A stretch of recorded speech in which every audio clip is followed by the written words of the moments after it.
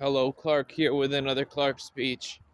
In this Clark speech, I wanted to talk about how Christianity in its purest form is freedom. And if you know what freedom is, it just means to be able to do what you want when you want, whether it be religious freedom is practicing your beliefs on your own terms. In America, we have the beauty of having Constitution and all these different things backing up our religious freedom. But the truest form of Christianity is freedom. There's two reasons why. The first reason is Ephesians 2:8, for by grace are you saved through faith, and that not of yourselves is his gift of God, not of works, lest any man should boast. So to explain what that's really saying, is it's saying you're only saved by grace through faith in Jesus Christ. And the second thing is all your works will be rewarded. Let's say you're Mother Teresa, right?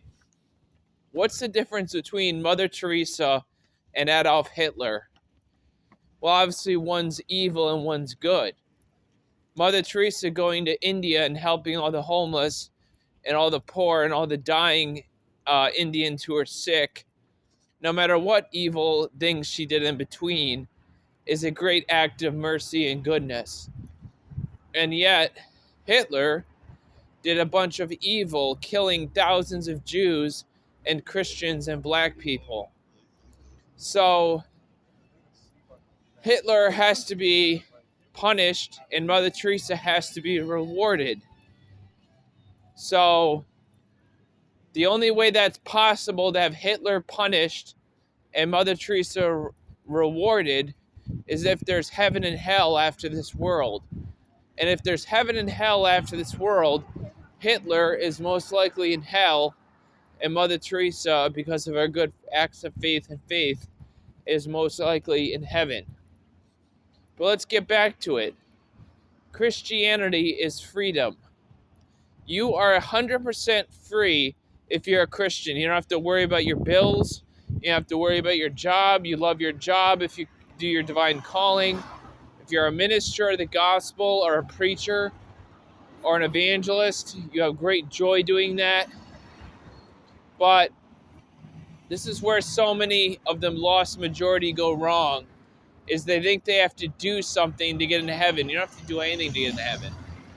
It's simple belief in Jesus Christ. It's simple belief in the shed blood of Jesus. It's simple belief in the cross. It's simple belief in grace, according to Corinthians 1:18, Hebrews 9:23, Ephesians 2:8, and John 3:16. So my point in this video is if you're not 100% free, it's because in some area of your life you haven't given it to Christ. Let's say alcohol is your problem. Go to an AA meeting and get healed. Let's say sex is your problem. Go to a counseling meeting and talk about it. This is what's wrong with people. They don't know that Christianity is actually freedom. Christianity in its purest form, if you were to take Christianity like under a microscope and chemical plant and take it in a petri dish and put the Christianity under the petri dish, it would spell liberty. It would spell freedom. It would spell joy. It would spell grace. It would spell all sorts of great things. But if you're not free, if you're stuck in your 9 to 5 and yet you can't find a way to get it out of it and get a better 9 to 5, that's not freedom. If you're stuck with your wife and she's not a Christian, why aren't you praying for her? I honestly ask that question because St. Monica, according to St. Augustine, prayed for St. Augustine for 46 years, and then he finally became a Christian.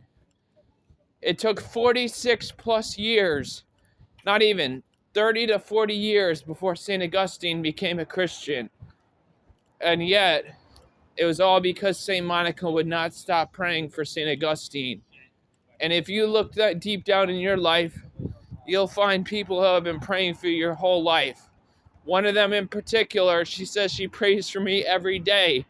It's my grandmother, Peg Dolan. I want to give a shout out to her and her husband, was one of the greatest teachers I ever met, because he taught me from experience, not from knowledge. And everything we learn in knowledge, information, and experience comes from experience. So in this video, I wanted to say this simple phrase: true Christianity is freedom. Freedom to practice reading the Bible. Freedom to pray for anyone you want, even your enemies. Freedom to pray for the lost majorities like some of the saints of old did. And if you really want freedom, you have to come to Christ, because where the Spirit of the Lord is, there is liberty, is what it says in Corinthians. Have a good day, Clark.